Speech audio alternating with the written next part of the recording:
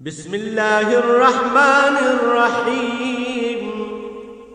জাতি, তোমরা তোমাদের রবের অসীম ক্ষমতার কোন কোন বিস্ময়ের প্রতিটি জিনিসই ধ্বংস হয়ে যাবে এবং তোমার মহিয়ান ও দয়াবান রবের সত্তাই শুধু আকাশমণ্ডলে যাই আছে সবাই তাঁর কাছে নিজের প্রয়োজন প্রার্থনা করছে।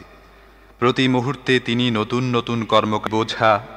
তোমাদের জিজ্ঞাসাবাদের জন্য আমি অতি শীঘ্রই তোমাদের প্রতি একাগ্রভাবে মনোনিবেশ করব।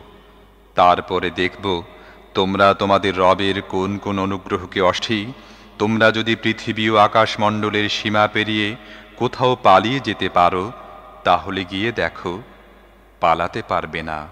এজন্য বড় শক্তি প্রয়োজন। তোমরা তোমাদের রবের কোন কোন অসীম ক্ষমতাকে অসব ফরাসের উপর হেলান দিয়ে বসবে, যার আবরণ হবে পুরু রেশমের, ও দাতা রবের নাম অত্যন্ত কল্যাণময়।